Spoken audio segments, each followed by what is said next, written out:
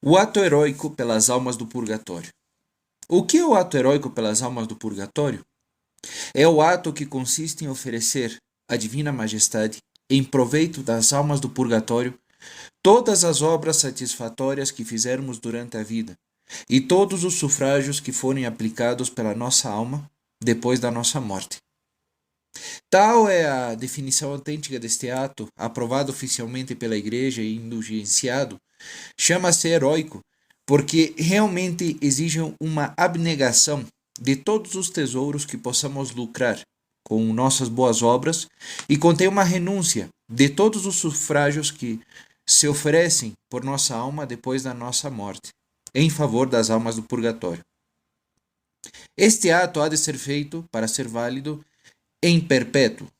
É irrevogável na intenção de quem o faz. Não obriga, sob pena de pecado, se alguém a quem faltou a generosidade ou teve receio de se privar de sufrágios depois da morte, quis de novo adquirir para si as suas obras satisfatórias. Renunciou ao voto heróico, não comete pecado, nem mortal, nem venial. Pelo ato heróico, não renunciamos ao mérito de nossas boas obras, isto é, que nos dá nesta vida um acréscimo de graça e a glória no paraíso. Este merecimento é nosso e não podemos perder nem dá-lo aos outros. O ato heróico é uma obra muito meritória e este mérito de uma obra tão bela e heróica não o podemos perder. Só o mérito do ato heróico, quanto não vale para a nossa alma? Este mérito não o perdemos. Depois desta obra satisfatória, tudo mais que fizermos será das almas do purgatório. Desde que fazemos o ato heróico, todas as indulgências que lucramos são das almas. Tudo que de bom possamos fazer e ter mérito a lucrar alguma coisa será do purgatório, direito e propriedade das almas. É uma renúncia total. Só a indulgência plenária da hora da morte não pode ser oferecida para as almas e será nossa, porque não é aplicável aos defuntos. O ato heróico não impede de rezar nas próprias intenções e pelos mortos. Quando fazemos um ato de penitência e de oração, por exemplo, recitando um terço de joelhos, há neste ato, para falar uma linguagem teológica, 3 frutos diferentes.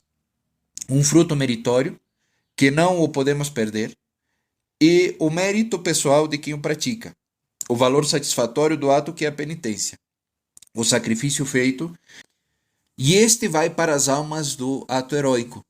E, finalmente, uma força impetratória, que é da oração como oração. A oração é uma força, e Deus prometeu ouvi-la. O ato heróico não nos impede de utilizar a força impetratória da oração. Quem faz o ato heróico é como um religioso que fez o voto de pobreza. Tudo o que ganha não lhe pertence. A diferença é que o voto de pobreza obriga em consciência e o ato não. O abandono que a alma generosa faz em favor das almas do purgatório é feito, em geral, por todas e nunca em favor de uma ou outra alma. O ato heróico não impede que se reze por esta ou aquela alma em particular e se ofereça ao nosso Senhor muito sufrágio pelos nossos falecidos queridos. Não pode tudo isto ser feito na oferenda geral que fizermos a Deus? A origem do ato heróico. O ato heróico em si não é uma devoção nova na Igreja, que, como pretendem alguns. Em séculos passados, muitos homens de grande santidade e grandes almas generosas ofereceram a Deus seus tesouros de obras satisfatórias em favor das almas do purgatório. Santa Gertrudes, Santa Catarina de Sena, Santa Liduína e muitos outros santos tiveram esta generosidade.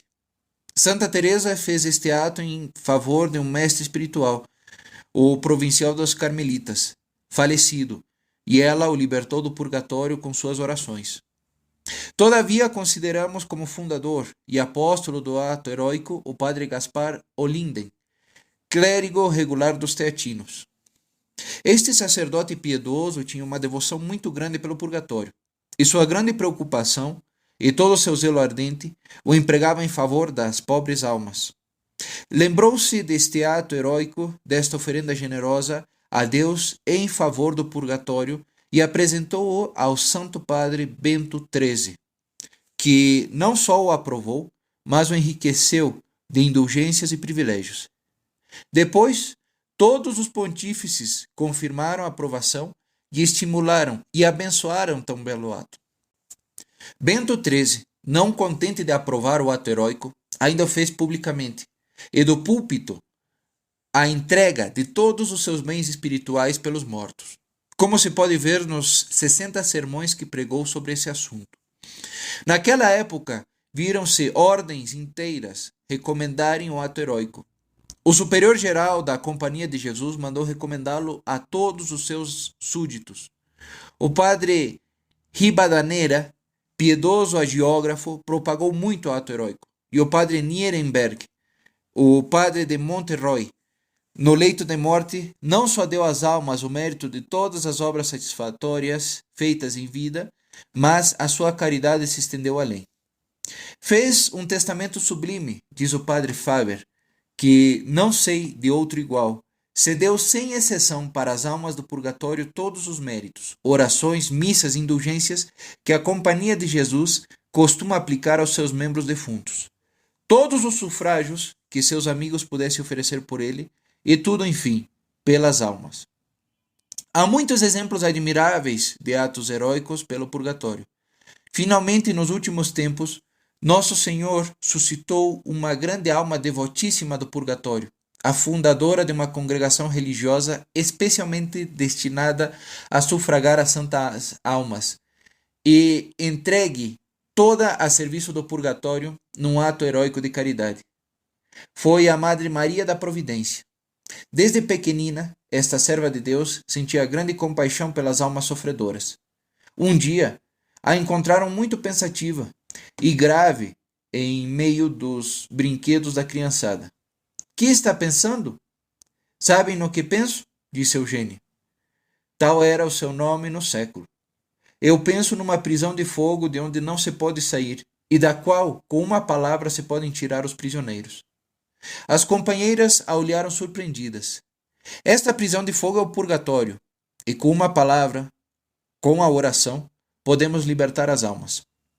Mais tarde, foi a fundadora de uma congregação única na igreja, cujos membros se oferecem a Deus pelas almas e vivem o voto heróico.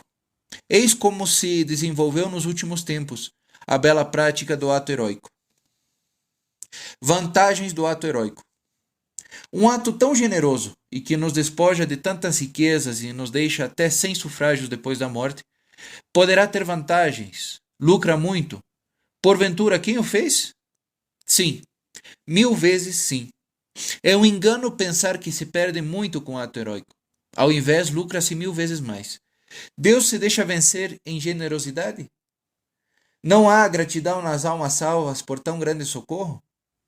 O ato heróico é um ato cheio de mérito. É um ato que nos faz esquecer de nós mesmos para cuidar de nossos irmãos e da glória de Deus. Quem faz o ato heróico aumenta por este ato seu grau de graça neste mundo e o grau de glória no outro. E o ato de caridade que pratica não há de atrair a misericórdia daquele Senhor que prometeu 100 por 1 e o reino do céu ao menor bem que se faz neste mundo por amor de Deus? A caridade cobre a multidão dos pecados, diz a Escritura. E este gesto de caridade heróica não há de obter perdão e descontar muitos pecados de quem o faz? E a indulgência plenária que se ganha com o ato heróico?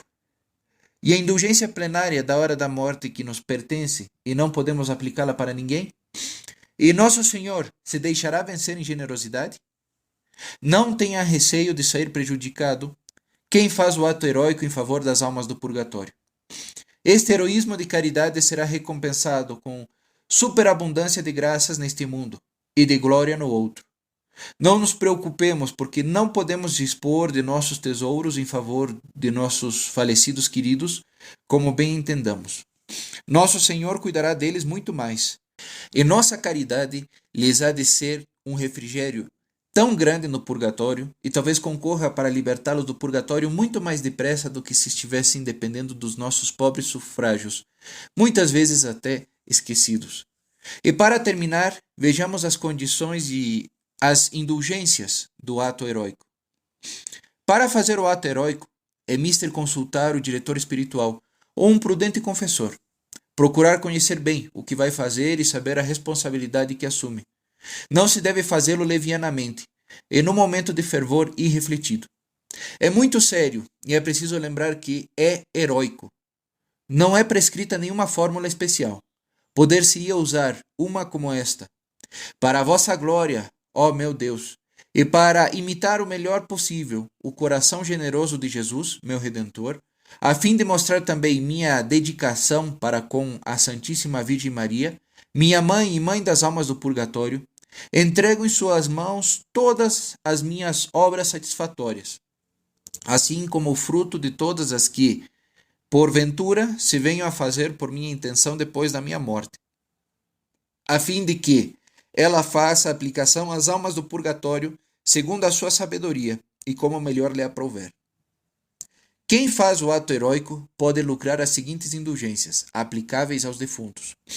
Uma indulgência plenária cada vez que se aproxima da comunhão nas condições do costume.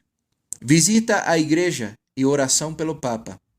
Outra indulgência plenária cada segunda-feira, ao ouvir a missa pelos mortos. Os sacerdotes que fizerem o ato heróico gozam do altar privilegiado pessoal em todos os dias do ano. Exemplo: um voto heróico.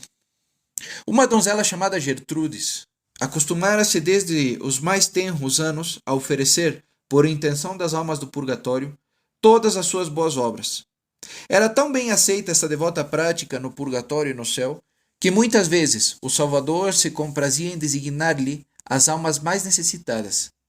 Estas, libertadas pela sua piedosa caridade, se lhe mostravam gloriosas para lhe agradecerem e prometiam-lhe não esquecê-la no paraíso.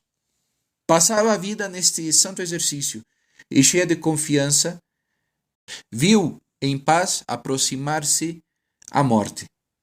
Quando o infernal inimigo, que de tudo sabe fazer ocasião para tentar os homens, começou a representar-lhe que ela se havia despojado de tudo e de todo o mérito satisfatório de cada boa obra, e ia cair no purgatório para nele expiar em longas penas todas as suas culpas. Esse tormento de espírito a lançara em tal desolação que seu esposo celeste dignou-se de vir consolá-la, porque disse ele: ó Gertrudes, estás tão triste e pensativa? Tu que outrora gozavas da mais perfeita serenidade? Ah, Senhor, respondeu ela, em que deplorável situação me encontro.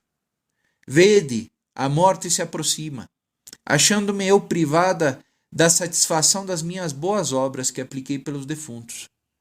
Com que poderei pagar a dívida que contraí para com a divina justiça? Replicou-lhe com ternura o Senhor: não temas, ó querida minha, porque ao contrário, aumentastes pela tua caridade a soma dos teus merecimentos, e não só tens bastante para expiares as tuas leves culpas, mas adquiristes altíssimo grau de glória na bem-aventurança eterna.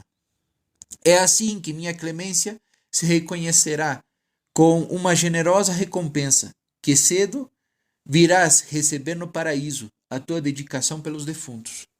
Desapareceu a estas palavras, e a alma de Gertrudes foi incendiada de um novo fervor e de um ardente desejo de socorrer as almas dos defuntos. Enchamo-nos também de zelo e caridade para com essas almas. Que rico galardão está prometido nos céus aos nossos esforços. Texto organizado pelo Monsenhor Ascânio Brandão.